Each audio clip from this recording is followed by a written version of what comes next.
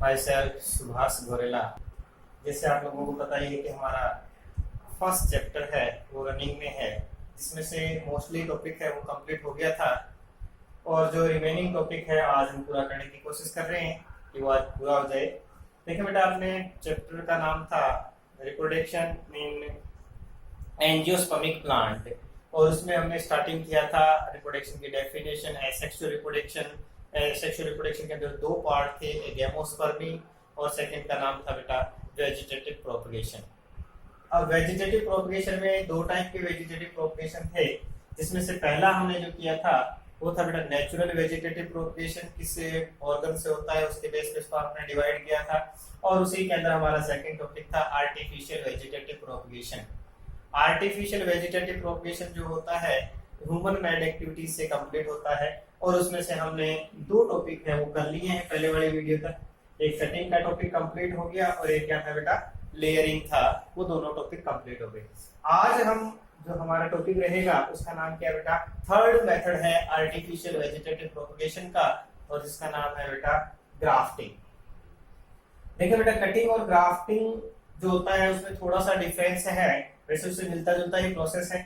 अब इसमें क्या होता है बेटा, ग्राफ्टिंग के अंदर जैसे कटिंग तो हमने क्या किया था कि एक प्लांट का जो पार्ट था वो सोइल में ब्रीड किया था, बट इसमें क्या रहता है बेटा, दो प्लांट को आपस में कंबाइन किया जाता है और कंबाइन करने के बाद में न्यू प्लांट डेवलप किया जाता है। इस प्रोसेस को हम क्या बोलते हैं, ग्राफ्टिंग।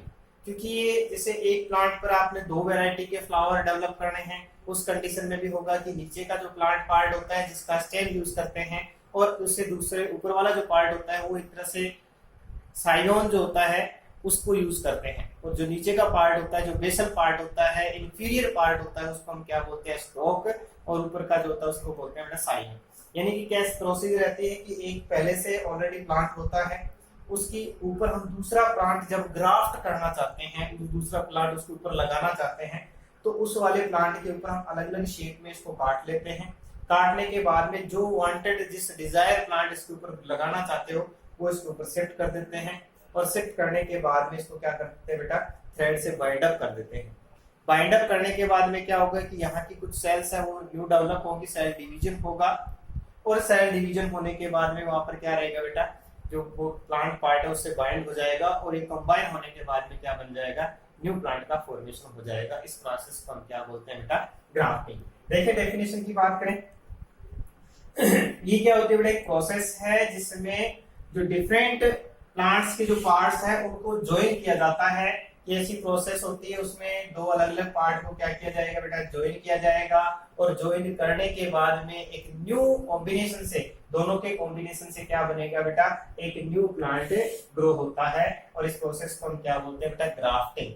इस प्रोसेस के अंदर एक पार्ट जो सुपीरियर होगा उसको लेंगे और एक पार्ट क्या होगा बेटा, इंफीरियर। देखिए बेटा, पहले क्या है, सुपीरियर पार्ट है, जो सुपीरियर पोर्शन जो लिया जाता है पार्ट की फॉर्म में उसको हम क्या बोलते हैं बेटा, साइनोन की बोलते हैं, और जो नीचे का पार्ट होता है उसको हम क्या बोलते हैं बेटा, स्टोक। यानी कि दो पार्ट है इसके अंदर, एक का नाम साइनोन है और एक का नाम क्या बेटा, स्टोक।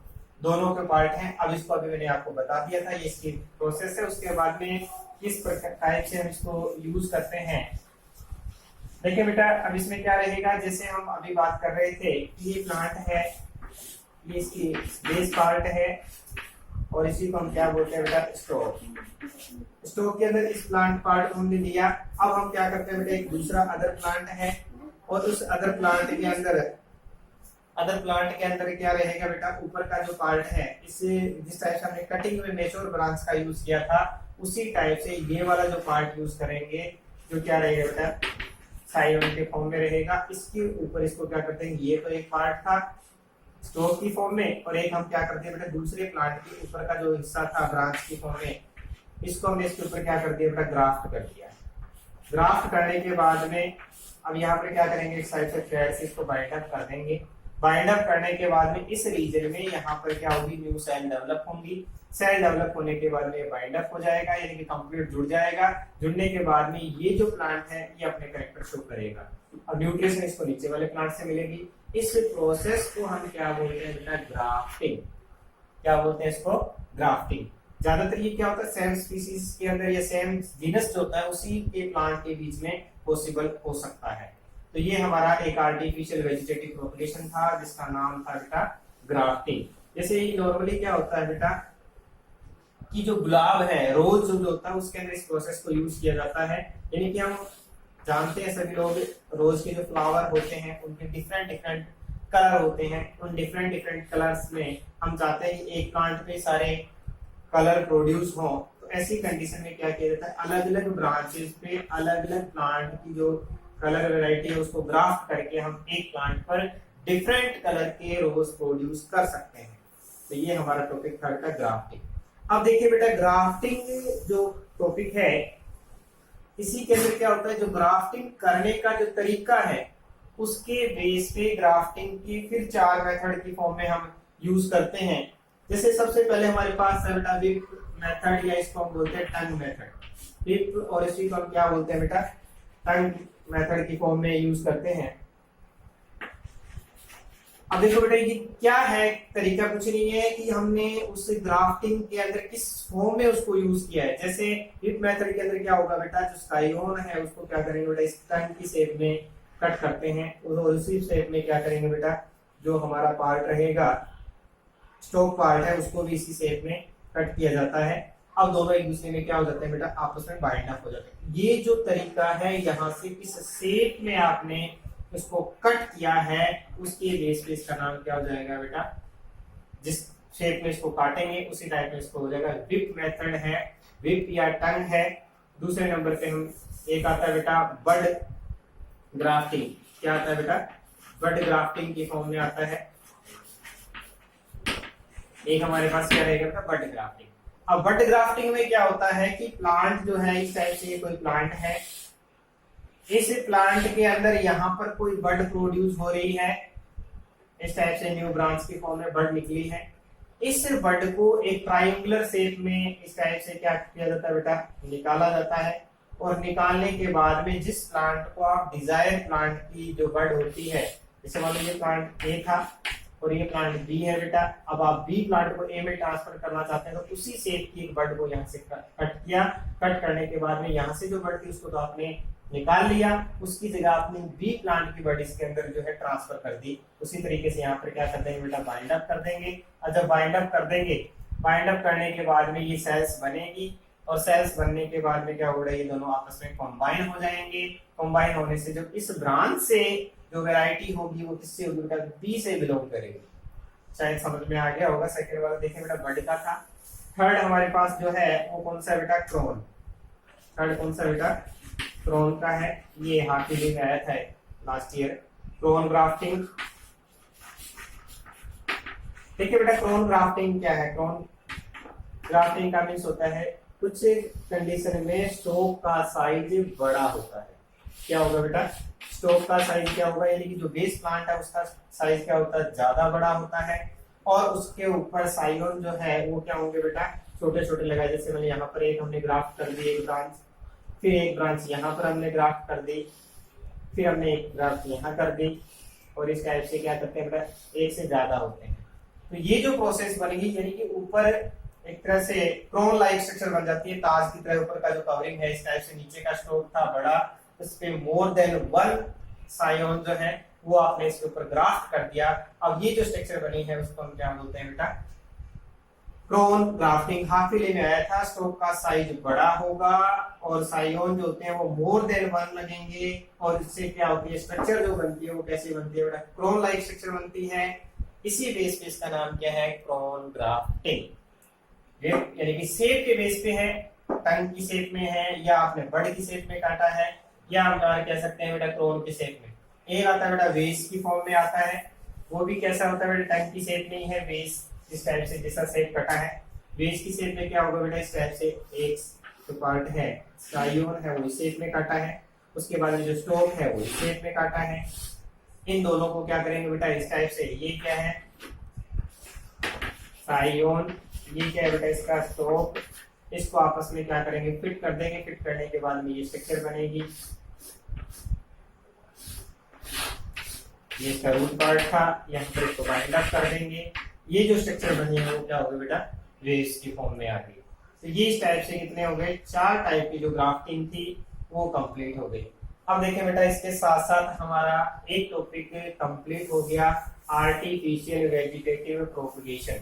आर्टिफिशियल वेजिटेटिव प्रोपगेशन था वो इसके साथ ही कंप्लीट हो गया, क्योंकि आर्टिफिशियल वेजिटेटिव प्रोपगेशन में आपने सबसे पहले किया था बेटा कटिंग, दूसरे नंबर पे लेयरिंग और तीसरे नंबर पे क्या थी बेटा, ग्राफ्टिंग।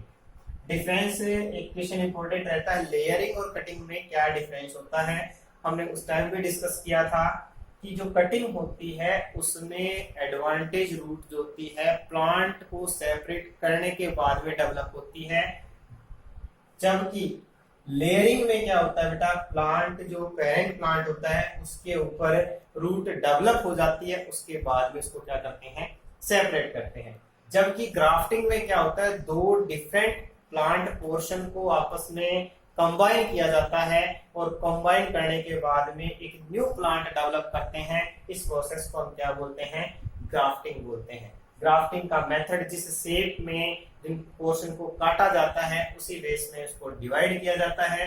वो टंग की शेप में हो सकता है, वो वेस की शेप में हो सकता है, वो क्रोन की शेप में हो सकता है, और वो किसकी शेप में हो सकता है बेटा, वो बड की शेप में भी हो सकता है।